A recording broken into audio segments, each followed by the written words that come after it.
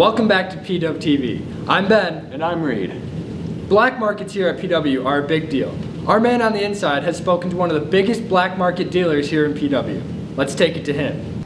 Hello, welcome to PDubTV. I'm Ayden Fox, your first news reporter. And here, I'll be talking about black markets in Pewaukee Westphalia High School.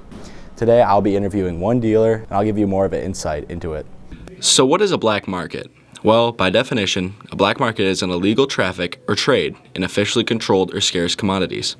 Don't worry, this isn't actually illegal, and I'm calling it a black market just because it's funny.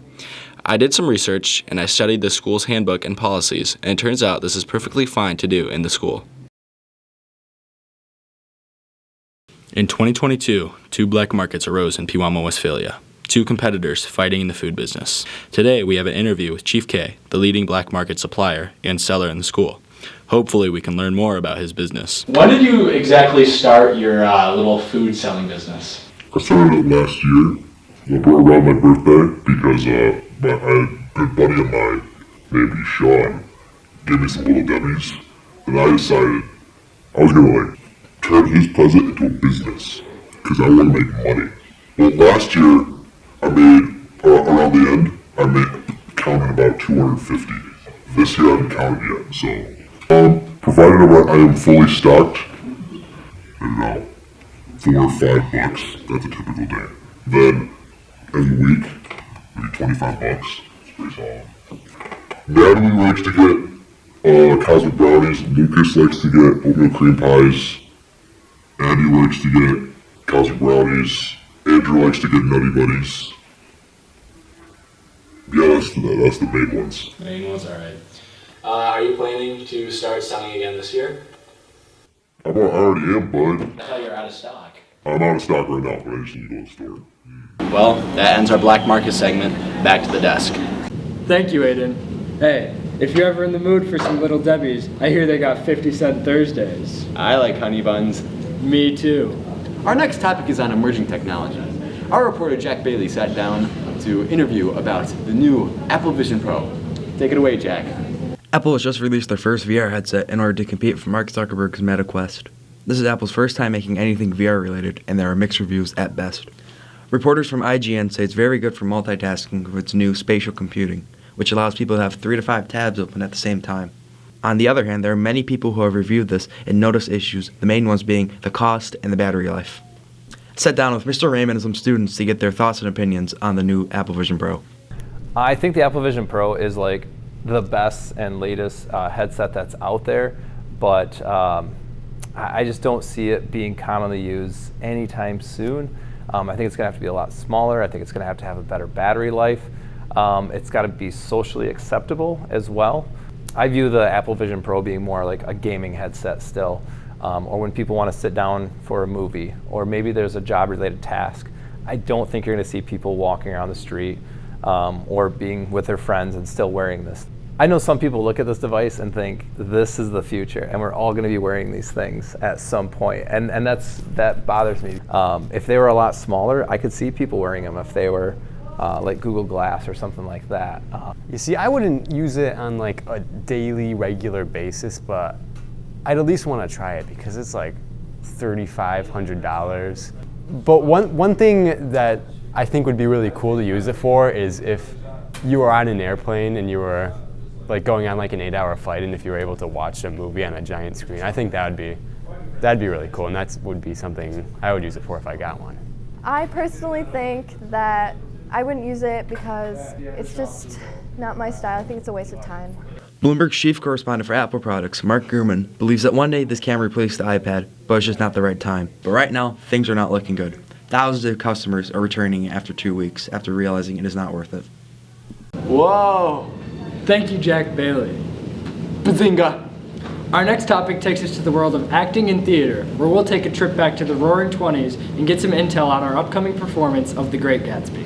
This year, our theater department is putting on the production of The Great Gatsby, and today, I sat down with the directors to interview them about the upcoming show.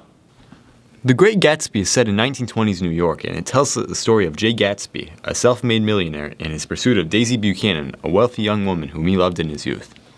The book is taught in schools all across the United States and is regarded as a timeless classic by many. The reason it is regarded as a classic is because of its timeless story that explores universal themes such as human follies, the hopelessness of societal constructs, and man's struggle with time and fate.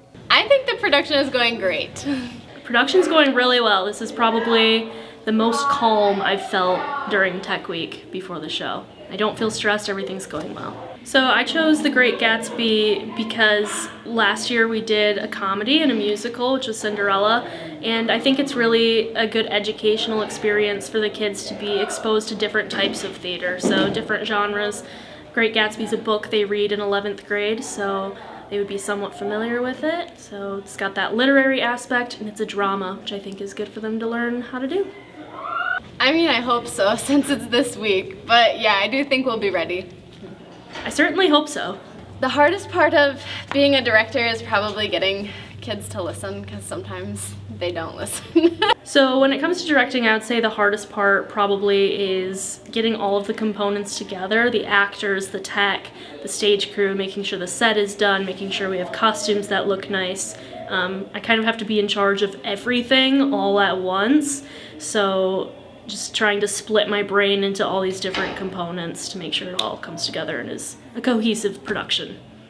My favorite part of directing is being around all of the kids in theater because it's such a great environment. There's no judgment and we just all have fun.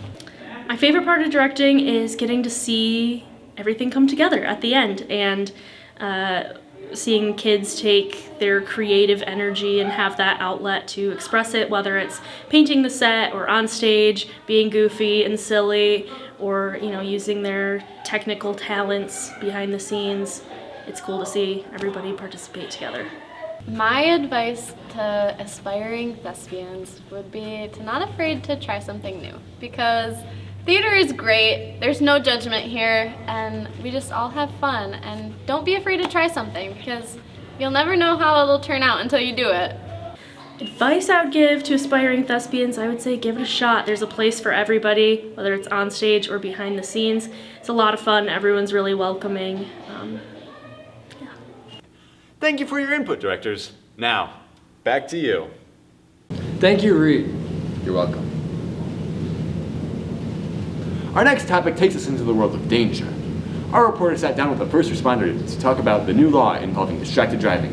Take it away. I'm here at Pewamo Westphalia Middle High School, where we will talk to first responder and teacher, Mr. Martin, to get his view on the new hands-free driving law in Michigan. In January of 2023, Michigan saw the addition of a new law preventing the use of phones while driving. In 2020, there are around 2,394 crashes related to drivers being distracted by their phones. This law is supposed to lower that number for the following years. The law prohibits texting, making calls, reading emails, watching videos, or even entering information into their GPS. The law also makes it illegal to do any of these at a stoplight.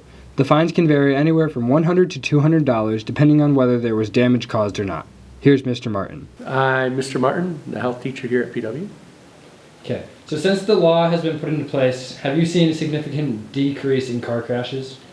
Since the law has been in place, I have not seen a decrease in car crashes. It's probably, I wouldn't say getting worse, but everybody's always distracted by something. So the law, I don't think, has really decreased the car crashes that are out there. How do you recommend people get rid of the habit of using their phones while driving? I think the best thing to do is keep your phone where you can't get to it. Keep it out of reach. I know some people have to use it for directions, but just make sure it's out of arm's reach so you can't touch it very easily.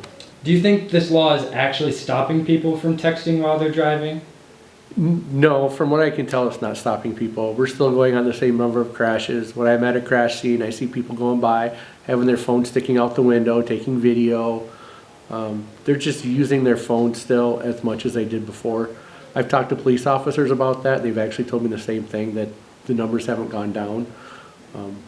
And they tell me they can't really police it because there's so many drivers and not enough police officers out there that they can't get everybody. And what other precautions can drivers new and old take to stay safe while they're driving? The big thing is paying attention. Don't be distracted by your phones or people inside the car, because we know people inside the car can be just as distracting as your cell phone. Keeping the radio turned down and just paying attention. Always ask yourself, if I get into a crash, is that really worth it? Because if you get into a crash, you can hurt yourself, you can hurt somebody else, and you're going to hurt the families on both sides. So that's the other thing, is just making sure you're not going to do anything that hurts yourself or somebody else.